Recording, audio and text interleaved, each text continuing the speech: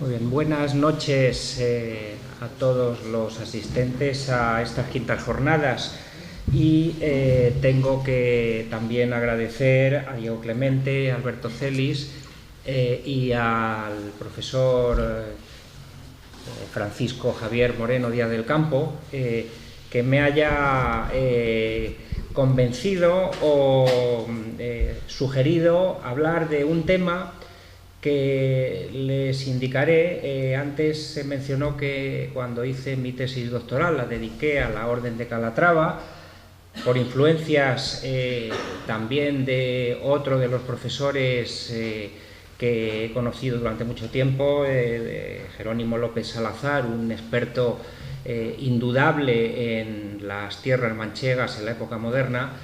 Y en su momento centré mi investigación hacia los caballeros, hacia la parte de la orden de los hidalgos, de los que fueron comendadores en el siglo XVI, pero las órdenes militares eran mucho más. Es un territorio, lo acabamos de ver ahora, como indicaba el profesor Moreno, y empecé a trabajar con una fuente que hasta aquel momento no se había utilizado de esa forma sistemática, que es el registro de despachos de la Secretaría del Consejo de Órdenes. Bueno, burocracia que, si la transponemos a nuestros días, podría ser el equivalente a un diario oficial del Boletín Oficial, en este caso sería del territorio de la Orden de Calatrava, en el que se iban anotando las distintas órdenes, distintas disposiciones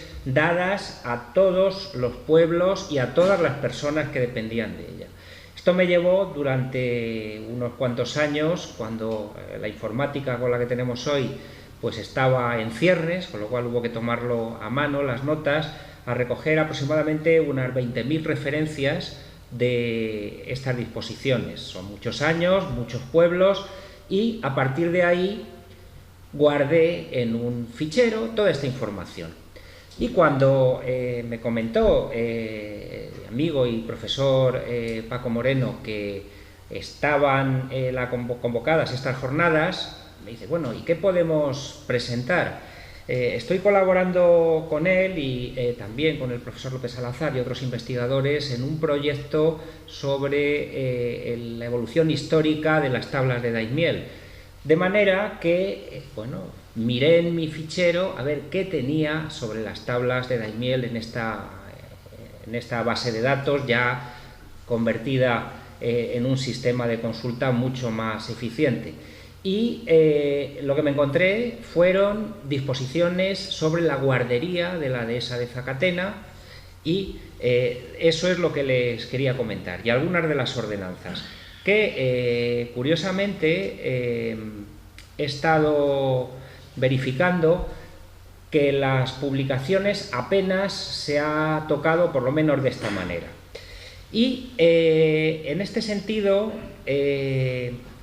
lo que podemos es hacer una secuencia, es lo que quiero presentarles, de estas disposiciones a lo largo del siglo XVI, también como un adelanto de una investigación que está en ciernes en este proyecto, de manera que yo, al contrario que mis antecesores en el uso de la palabra, cierran su intervención con conclusiones, yo en mi caso la dejaré con un o continuará o son los pasos que tenemos que hacer en este proyecto.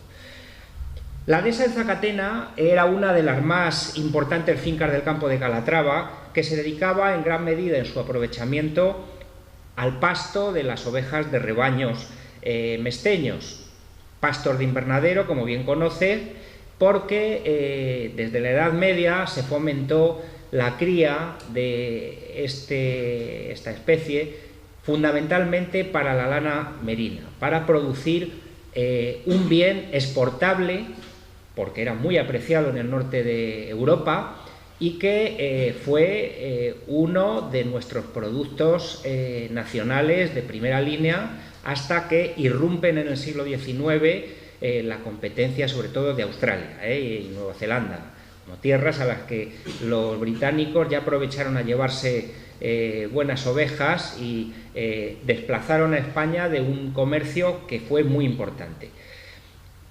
En Extremadura y en La Mancha se extendieron las dehesas de invernadero, una de ellas, la de Zacatena, y tuvieron la particularidad de que estaban controladas por las tres órdenes militares castellanas, la de Calatrava en este territorio, pero también la de Santiago y la de Alcántara.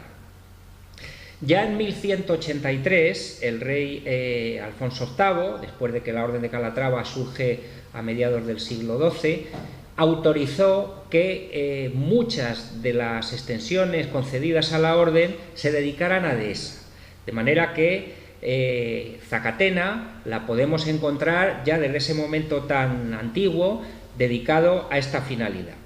Y respecto a otras dehesas, la de Zacatena tenía la particularidad de estar atravesada por el río Guadiana.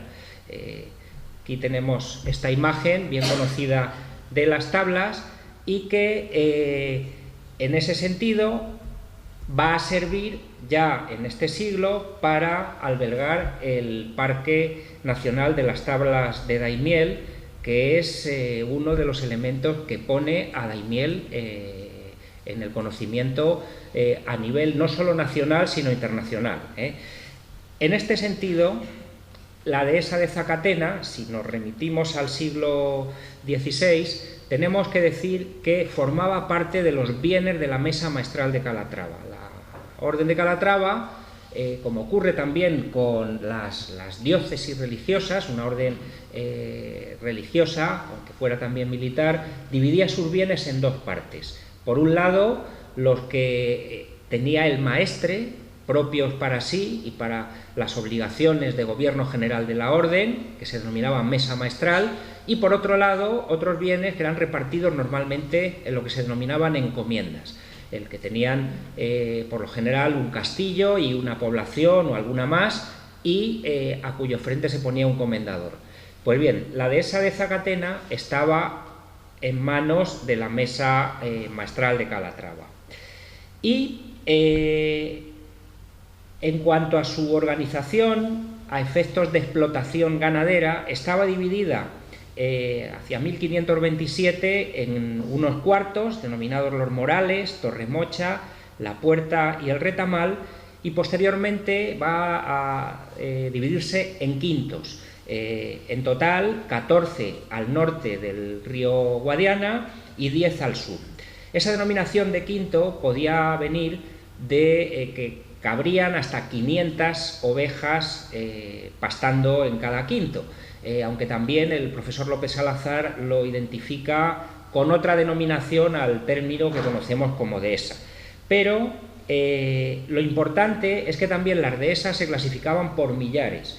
Millares es la cantidad de 1000 ovejas que caben en una dehesa, de forma de que la dehesa de Zacatena podía contener hasta 12.000 ovejas pastando en un invernadero de ganado lanar.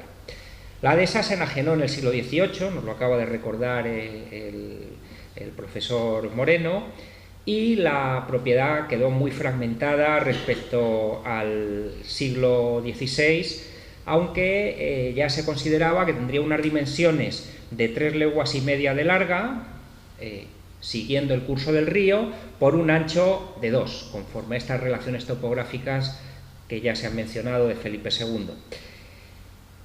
Las dehesas que han sido estudiadas por el profesor López Salazar, al que tenemos que seguir haciendo referencia, nos dicen que Zacatena es una de las mayores.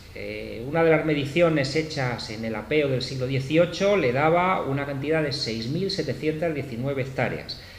Y en el siglo XVI, como ya digo, se dedicaba fundamentalmente a pasto, con algunas excepciones por roturaciones, por dedicación a la agricultura. Por un lado autorizadas y por otras promovidas por los pueblos de la zona, los vecinos sobre todo de Daimiel, que estaba creciendo, y de Villarrubia, que estaban en el entorno de esta dehesa. El arbolado se componía fundamentalmente de un bosque de encina en la parte seca Y hay información que nos habla que en la Edad Media llegó a haber pinares, incluso en el siglo XVIII se habla de algunos pinos cortados en Zacatena para empleo en las minas de Almadén, pero el grueso es el árbol de dehesa, que son las encinas. En la ribera del Guadiana, las alamedas, los tarayales y otras especies de ribera también prosperaban por la cercanía del agua. No obstante, el uso principal que se aplicaría, aparte del pasto, a estos recursos forestales sería el de obtener leña. Leña fundamental para la vida, los tres usos básicos, que son, bueno, primero la cocina y calentarse, y también en los usos industriales. De manera que tenemos estos usos y otro más adicional, que era el de con las bellotas alimentar cerdos. No le estoy contando a ustedes nada nuevo ni que desconozcan. Evidentemente, con el río, el asentamiento de Molinos, que conocen muy bien los profesores que me han precedido, la pesca y fundamentalmente un valor más, que era el de la caza mayor y menor en el monte, y sobre todo al ser un humedal con aves migratorias y aves que venían a invernar, para cría que sumaba los valores cinegéticos a los de la propia dehesa.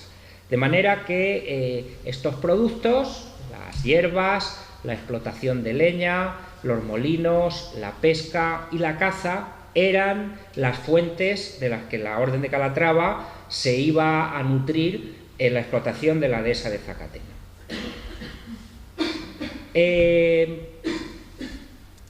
Voy a traer simplemente unas imágenes. Aquí ven un bosque de Taray y volvemos a ver el bosque de Ribera. Y la puerta del molino de Molemocho.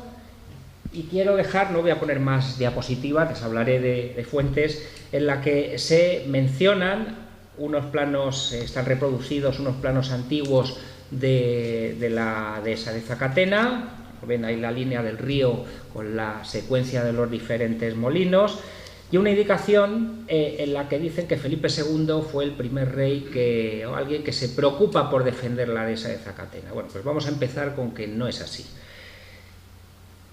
La primera información que tenemos, puesto que la dehesa se explotaba y se arrendaba, data de 1489. Y entre lo que se arrendaba en la gran extensión de bienes que tenía la mesa maestral, que eran muchas dehesas, molinos, derechos, en fin, unos contratos bastante amplios. En 1489, el último maestre de la orden, antes de que pasase a los Reyes Católicos, García López de Padilla, concedido este contrato a don Rodrigo de Oviedo, vecino de Almagro, incluía, entre otros muchos capítulos, la renta del río de Zacatena con la caza y la hoja de los morales. Ya nos habla de que había moreras con las que alimentar gusanos de seda, que eso habría que seguir tirando de este hilo. Y también la leña seca y derribada en el suelo de toda la dehesa, según se contiene en otro arrendamiento previo que se había hecho un tal Valdelomar, que era vecino de Daimiel. Y había algunas condiciones sobre cómo acceder a la corta de la madera, y en este caso de la leña. Y dice otro sí, con condición de que en la corta de la leña seca de Zacatena y de las otras leñas, y coscoja y jara y retama y madroño, ya están hablando de especies que había, que se acostumbraron a sacar los dichos 3 años pasados del contrato previo, se haya de tener y guardar la forma de los arrendamientos hechos con los labradores de Daimiel y Villarrubia y con otros que arrendaren los 2 cuartos de retamal y la puerta, se guarde lo convenido en aquellos acerca de la corta que se ha de facer. Nos está hablando que ya empiezan a introducir agricultores en algunos de los cuartos. Y algo muy importante, que el comendador de Daimiel no estorbe, no impida que el arrendatario o los subarrendadores, porque el arrendatario de la mesa maestra era un gran arrendador, después tenía que subarrendar ¿a quién? A vecinos de los pueblos, en el caso de tierras de labor, o a ganaderos, fuesen vecinos de la zona o eran lo que llamaban riberiegos, o los que venían del norte, de las sierras, los diferentes pastos. De manera que aparece aquí el comendador de Daimiel. Un comendador de Daimiel, ¿qué tiene que ver si esto era un territorio que no era de la encomienda de Daimiel?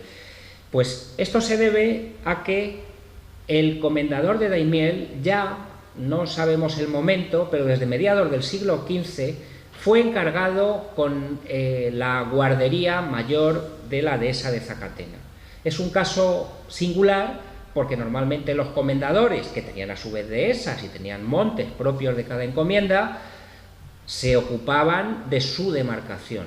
En el caso de la dehesa de Zacatena, tenía mucho interés el propio maestre en que alguien con autoridad tuviese a su cargo esta guardería, y a cambio le concedía que la mitad de las multas impuestas a quienes estuvieran infringiendo alguna de las ordenanzas fuesen para el propio comendador.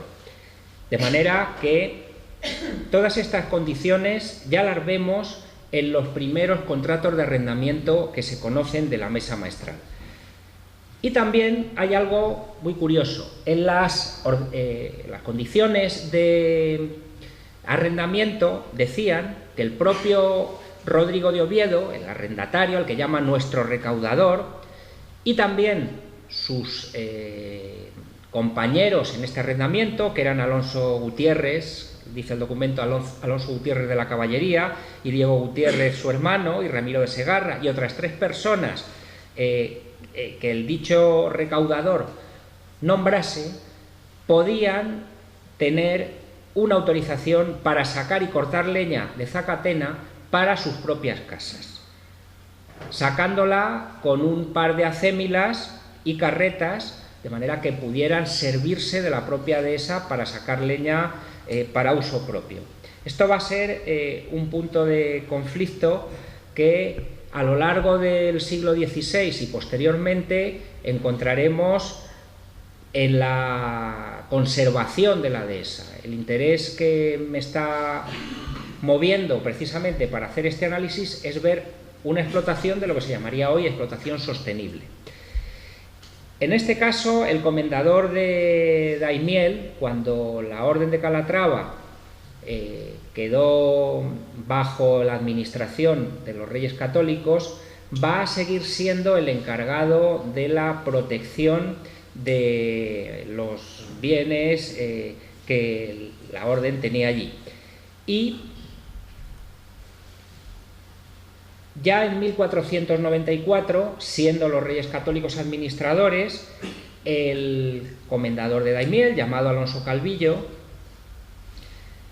fue advertido de que no se permitiese cortar leña verde. Hemos hablado antes que permitían llevarse leña seca, pero en algún momento dado, se entraba, cortaban a los árboles ramas que todavía no se habían secado, y el motivo que dieron para que no lo autorizase es que en años de sequía los ganados ramoneaban, esto es, no comían la hierba que no había podido salir, y las ramas bajas eran las que les podían servir de alimento.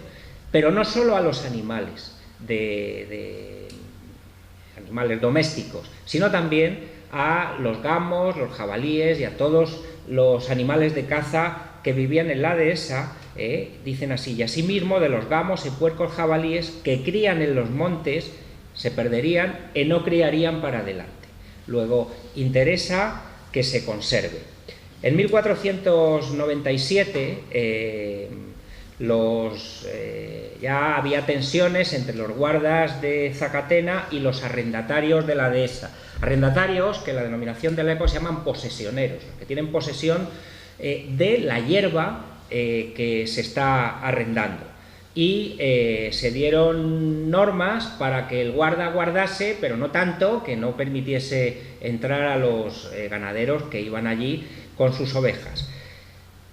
Todo esto, a la vez, está coincidiendo con un aumento de la población en la zona y en particular de Daimiel, como he indicado, también de Villarrubia, de manera que hay que ver el conflicto entre el que ha arrendado los pastos, pero también los vecinos de la zona que necesitan proveerse de leña, algunos que les gusta también la caza mucho y entrar a llevarse alguna pieza, y las sanciones pues no debieron de ser pocas.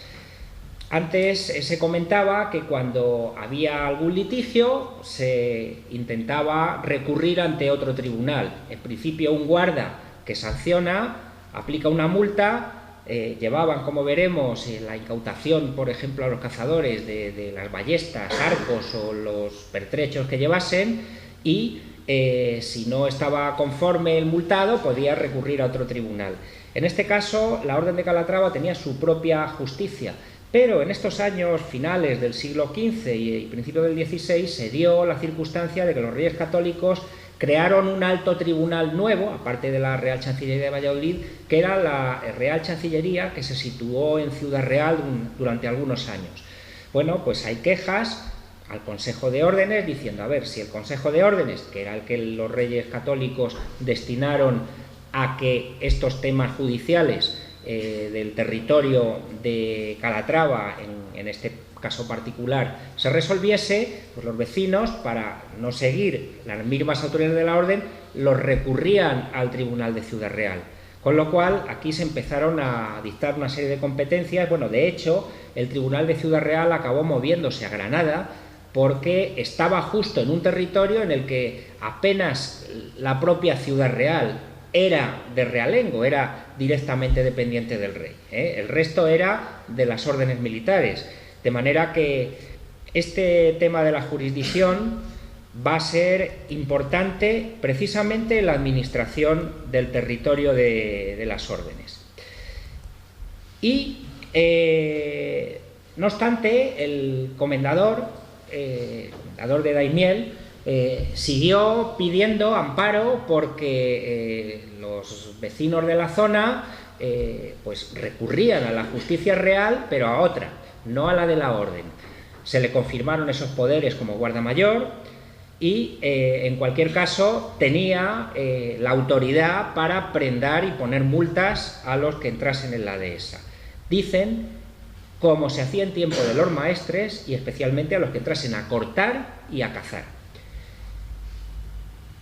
Bien, en 1509, otra nueva disposición nos habla de algo del cual he visto solo una, pero que yo creo que resulta muy sugestiva. Nombran a un tal Diego de Nieva como redero de halcones y azores de la dehesa de Zacatena, en lugar de un anterior experto en cetrería que se llamaba Alonso Bollón, vecino de Carrión, que había fallecido, y se le otorgaba poder también para imponer multas. Este era un guarda que no dependía del comendador de Daimiel, sino directamente del Consejo de Órdenes, multas muy elevadas, de hasta 10.000 maravedíes, a quienes colocasen redes precisamente para capturar a estas aves rapaces, cobrando en la mitad de la multa, y también se le pedía al comendador de Daimiel, que era el guardamayor de Zacatena, y a los otros comendadores del campo de Calatrava que le amparasen en esta labor. Ya digo que no hemos visto otro halconero que habría que perseguir, porque esto nos da idea de que hay un especial interés en la protección de las aves rapaces. En 1511, de nuevo, hay conflictos que ya he comentado, porque los vecinos de Villarrubia querían ampliar el terreno de labranza en la dehesa de Zacatena y piden a un licenciado denominado Avilés que haga una información para ver si es factible roturar una parte sin perder terreno para hierba, y se ordena una investigación. De hecho, estos conflictos entre, estos arrendatarios generales de la mesa maestral y los labradores van a ser constantes.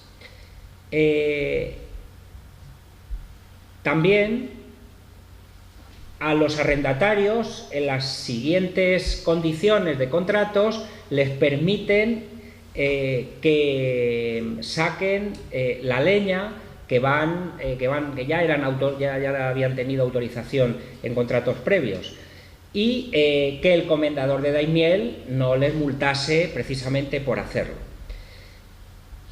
Otra disposición de 1514 confirma una licencia ya específica que se había dado a una persona distinta a los arrendatarios. El rey y la reina, como antes debieron hacer los maestres, podían conceder licencias para extraer leña de la dehesa a otras personas. En 1497 se había dado una al convento de monjas de Santa María de Gracia de Ciudad Real, y a estas se sumarán otras más que constantemente se van confirmando, de manera de que hay determinadas instituciones que van a ser autorizadas a sacar esta leña de la dehesa. También se les indicaba que no podían cortar árboles por el pie, solo podían recoger ramas.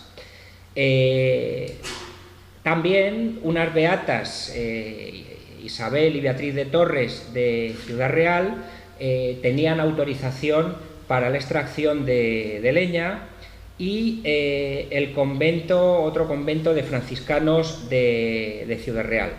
Todo esto se va confirmando a lo largo del tiempo.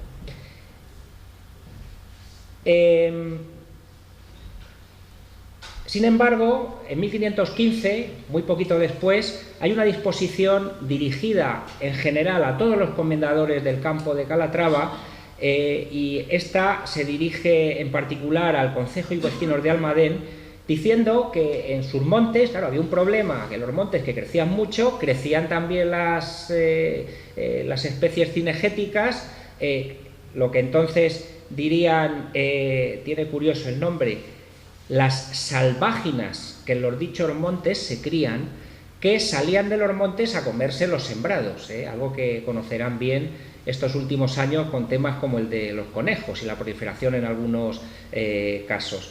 Pero si entraban en el cereal, las viñas y las heredades, estaban autorizados los vecinos a matar a estas piezas aunque fueran de caza mayor, no a entrar en el monte a por ellas, solo cuando estuviesen en los cultivos. Habría que ver si esto también se podría aplicar en Daimiel.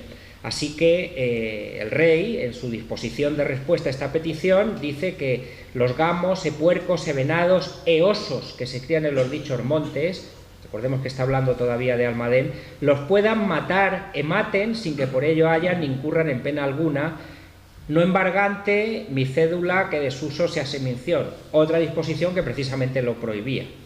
Pero mando que fuera de los dichos panes y viñas y heredades se guarde la dicha cédula. O sea que hay una ordenanza de caza que prohibía hacerlo.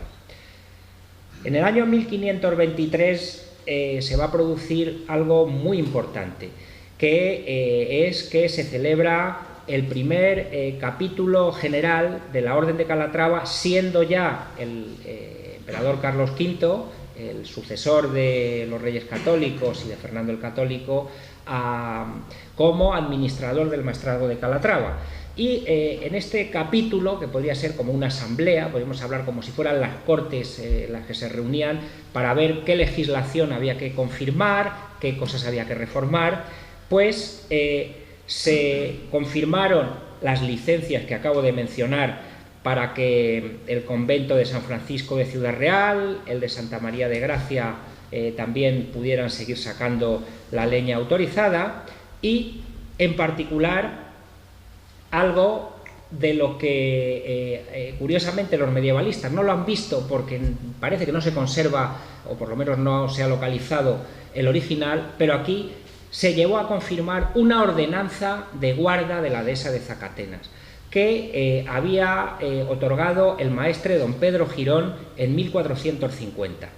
Esta ordenanza empieza indicando que la entrada en la dehesa a quien no estuviera autorizada, claro. Se castigaba, en principio, a todos los que cortasen leña sin autorización.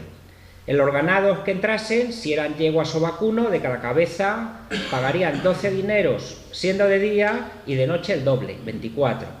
Los dineros era una moneda fraccionaria que después forma parte del maravedí, y 34 maravedís forman un real. En cualquier caso, eran multas no excesivas. Del ganado ovejuno y cabrío que entrase, cada rebaño de 100 ovejas arriba, 5 cabezas de día y 10 de noche. Y los rebaños de menos de 100, una blanca, también otra moneda por cada cabeza. De cada puerco que entrase en la dehesa, un maravedí de día y 2 de noche. De manera que ya se señalaban penas que se refrendaron en este momento. Después, los que cazasen sin licencia por cada vez que lo hicieran, había una pena en maravedíes que se acostumbraba, y perderían la ballesta y los restantes pertrechos. También se señalan una serie de ordenanzas para los pastores que estaban allí con el ganado, y algo que también veremos repetido. Hemos hablado que antes había molinos. Claro, los molineros necesitaban leña para su trabajo y también necesitaban madera para reparar los propios molinos, y se les ordena que a los guardas que autoricen a los molineros a que corten la leña necesaria para su trabajo, y si necesitas algún árbol para reparar piezas del molino, también tendrían autorización. Curiosamente, lo que sí dicen es que el carrizo, que se crece junto a la ribera, lo podían recoger los vecinos de la orden sin ningún tipo de multa ni problema, porque, según estas ordenanzas, no dañaba la dehesa. De manera que en la afirmación que hay en este cartel hay que retrotraerla como poco un siglo antes. Ya hay unas ordenanzas de defensa de la dehesa de Zacatenas, de las tablas de Daimiel, en 1450.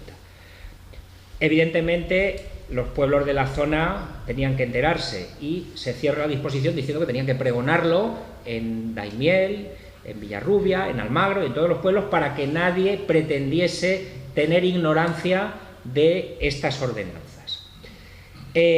Claro, la dehesa se sigue arrendando, y en 1524 Jorge Rein, uno de los alemanes que va a intervenir después con los Fugger para el arrendamiento de las mesas maestrales, que vienen con Carlos V, y su factor, Cristóbal de Haro, son autorizados a que saquen ya 7 carretadas para su uso, a razón de 2 carretadas semanales, o sea, 7 más 1, 8 licencias para que pudieran sacar esta leña, y los guardas de Zacatena se lo tendrían que autorizar. Las disposiciones se van reiterando, y al año 1533, no les quiero aburrir mucho porque ya digo que esto es una secuencia una de otra, encontramos un primer pleito sobre cortas en la dehesa de Zacatena. Es un pleito relativamente corto respecto a otros que hay, pero creo que interesa comentar cómo se produce y por qué. Lo primero, quien denuncia es el fiscal de la Orden de Calatrava. El fiscal en este caso sería la corona, el rey, y va a denunciar a un tal Hernando de Castro, sus hermanos y parientes, que estaban a cargo de dicha dehesa por el comendador de la villa de Daimiel como guarda mayor. A ver, el comendador de Daimiel ya en esta época no suele residir en Daimiel. Los primeros están residiendo en la villa, pero hay algunos, por ejemplo otro anterior, Gonzalo de Arroyo, estaban ejerciendo cargos de la orden en otros sitios, la orden los mandaba, y el guarda mayor realmente era un delegado, o sea, era un asalariado del comendador de Daimiel, que a su vez nombraba otros guardas. Y en este caso la denuncia es que Hernando de Castro, que era el guarda efectivo, estaba permitiendo la corta de leña y de madera. De hecho, se recibe una acusación diciendo que había cortado encinas para construir dos casas, una en la dehesa y otra en una zona llamada la Membrilleja o Membrilleja. Los vecinos de Villarrubia también les había autorizado a cortar y decían que habían cortado más de 1000 pies de encina.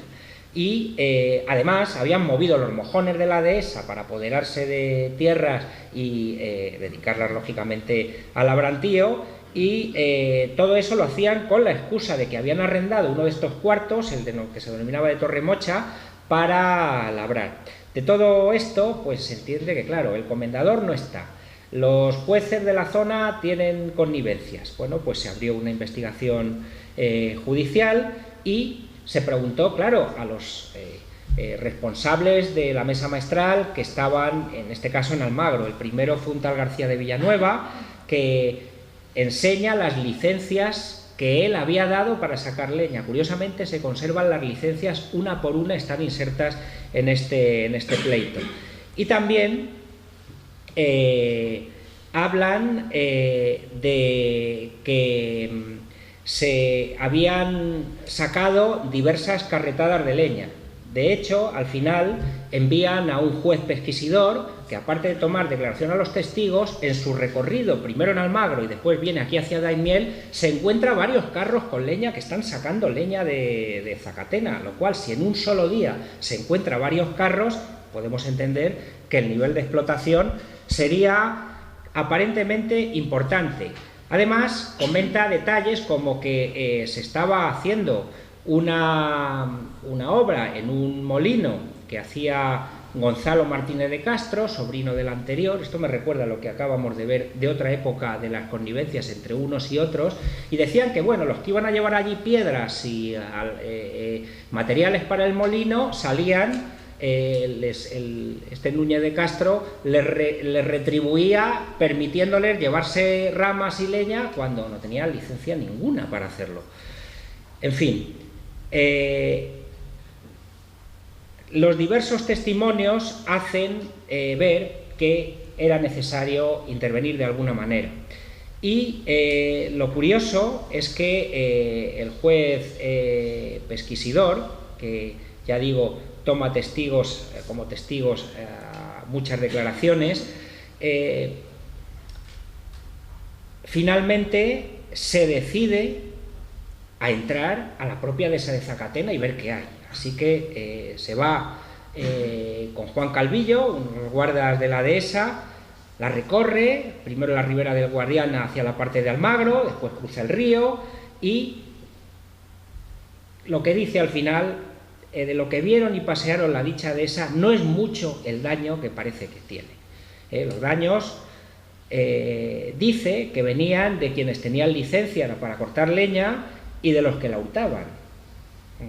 Hay que interpretar estas fuentes, pero en cualquier caso también vieron la casa esta que se hacía Hernando de Castro y, bueno, pero si lo que ha cortado son dos ramas pequeñas para sostener un techo, que esto no es un árbol entero.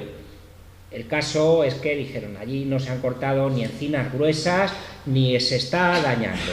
Puede entenderse que en esta época quizá estas denuncias fueran motivadas por envidias o por algún enfrentamiento entre los vecinos de Daimiel.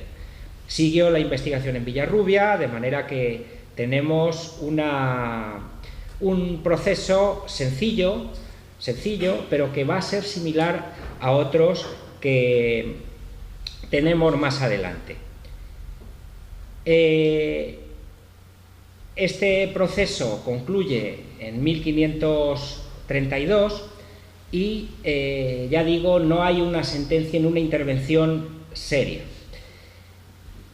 Tenemos poca información posterior recogida, no significa que no la haya, no la haya, porque las fuentes de la orden son muy amplias. Y estas autorizaciones para sacar sistemáticamente leña de la dehesa habrá que analizarlas para ver pues qué arbolado había, porque los árboles no estaban contados en la época, porque siguen dándose autorizaciones en 1532, incluso para cortar ya leña verde, no como antes, sino que Lo único que decían es que hay que dejar de cada árbol por lo menos 2 o 3 ramas, las más principales, para que siga creciendo, no cortar las copas de los árboles. También habría que autorizar a todos estos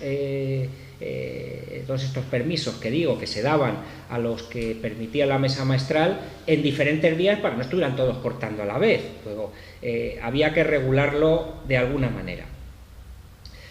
No obstante, no sé los años siguientes qué pasa, pero en 1550-52, y no me ha dado tiempo a verlo para esta presentación, ya aparece un proceso, lo digo por el tamaño, si el primero es así de grande, el segundo es así. Hay decenas de testigos porque hay una denuncia debida a que el comprador de la encomienda de Villarrubia, don Diego Sarmiento de Villandín, conde de Salinas y de Ribadeo, en la que estaba el molino de Griñón, que era uno de los que podía cortar leña, quien fuese su dueño, para reparación, se encuentra con que no le dejan cortar, y la dehesa estaba en unas condiciones verdaderamente, podemos decir, de seria amenaza. E interviene de nuevo el fiscal de la orden. El proceso lo tengo que ver, la sentencia debió de ser condenatoria porque, como consecuencia, una de las medidas que va a tomar la corona es quitar al comendador de Daimiel la guarda mayor de la dehesa. Se va a nombrar a otro guarda mayor, un personaje que viene de fuera y que a partir de entonces será un delegado del rey que tenga que ver poco con los intereses de la zona. Y esto se produce, es posible que sea antes, pero en 1562. Lo interesante es que se nombra a un individuo, se llamaba Alonso Remón Arias, le llaman guarda mayor de la dehesa de Zacatena, a cargo de la mesa maestral, ya tiene un salario, es un funcionario público, que debe nombrar 4 guardas de confianza que le ayuden. Los nombramientos no los podía hacer él, los tenía que mandar al Consejo de Órdenes, que a la vista del currículum vitae que le mandasen, los confirmaría. De manera que podemos decir que se empieza a intervenir. También le obligaban a residir en un pueblo próximo a la dehesa, normalmente es Daimiel, donde va a residir, o sea, no podía estar ausente como el resto. Debían de estar de día y de noche en Zacatena, el guarda mayor y sus ayudantes, haciendo turnos, de manera que vigilasen la caza, la pesca y la conservación de los montes. Mantendrían poder ejecutivo para sancionar a quienes entraran a cazar, robar huevos, pescar o cortar. Y además de aplicar las penas habituales que se seguían, se multaría de forma progresiva. Por ejemplo, a quien infringiera, en esto que acabo de decir, 3.000 maravedíes la primera vez. La mitad para la Cámara Real, para el rey, la otra mitad también para los guardas, que sorprendiesen a los furtivos cazando o haciendo alguno de estos daños. Y perderían el arcabuz, ballesta, arcos, redes, lazos y otros armadijos, pero también los perros y cualquier ave con la que cazaran. Con lo cual ya estamos viendo que entraban a cazar con todo tipo de recursos. La segunda vez la pena doblaba la multa y también la pérdida de los aparejos. Esto es la incautación de estos utensilios, y si se detenía por una tercera vez, ya aparte de cuadruplicar la pena, el detenido sería desterrado de por vida del campo de Calatrava. Luego, las penas eran de lo más severas. Y estas mismas penas se dedicarían a los que matasen aves de caza en la ribera de Guadiana o robaran los huevos, lo mismo a los que pescasen, incluidos los confines de la dehesa, de manera que también vemos este mismo tipo de tratamiento en las cortas. A quien cortase rama verde o seca en la dehesa, la primera vez 2.000 maravedíes y pérdida de las herramientas. Si cortaba además un árbol por pie de cualquier género, la primera vez el doble, 6.000 maravedíes, más la pérdida de las herramientas. La segunda, la pena doblada, tanto en las ramas como en el pie, además de perder las herramientas, el carro con mulas, bueyes o rocines o la bestia de carga que llevase.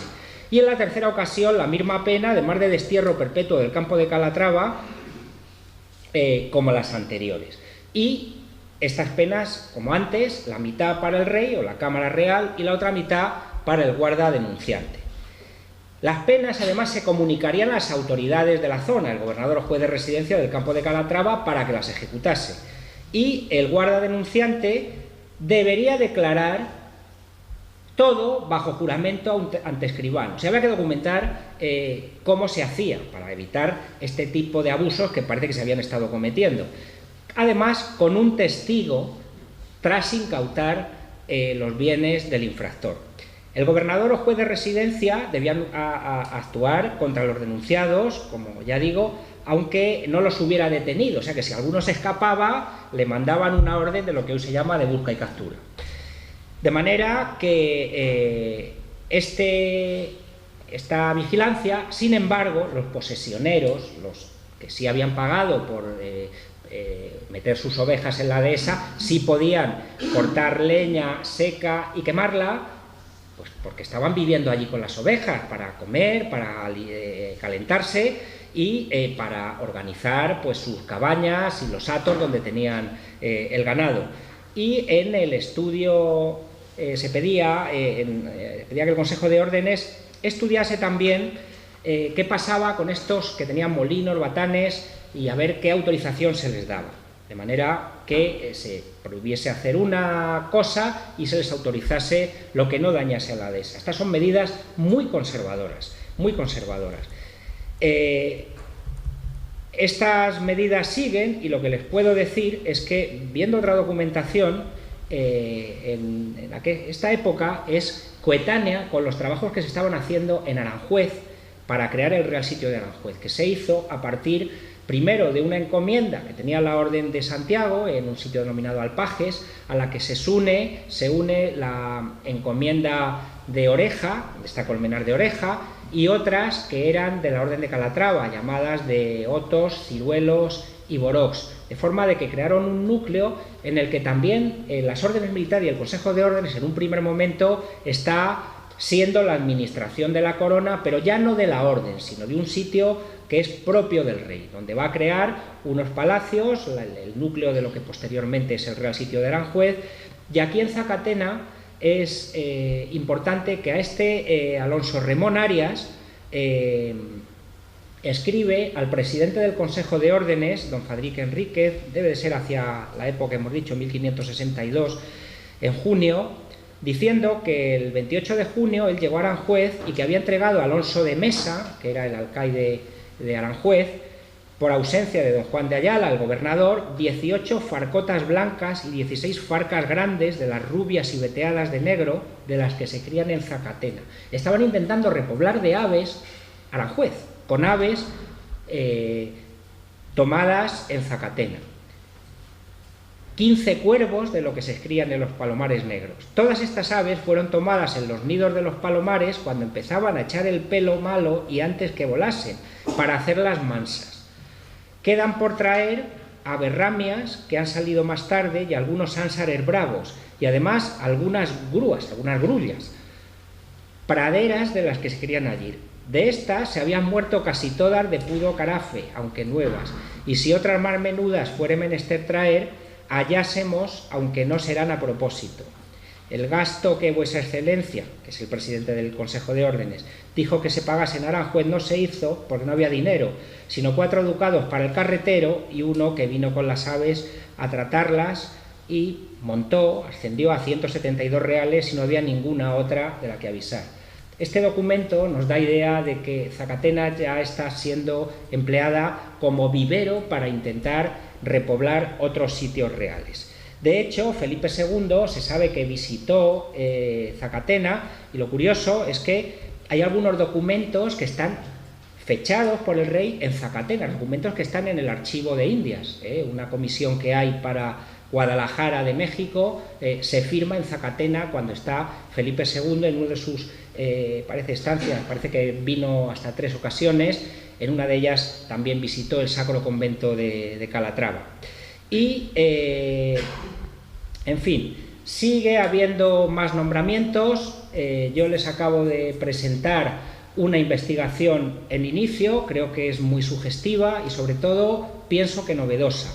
El profesor López Salazar en sus trabajos menciona en algún momento conflictos entre la guarda de la dehesa, el guarda ya nombrado por el Consejo de Órdenes y los vecinos o los posesioneros de la dehesa, de manera que tenemos muchos puntos de referencia. A día de hoy les puedo indicar que en una primera aproximación, igual que he mencionado solamente 2 pleitos y algunas disposiciones, bueno, sobre pleitos debe haber como cerca del centenar de referencias, algunos de ellos eran simples, otros eran más complejos, y la verdad es que creo que con este proyecto tenemos para mucho.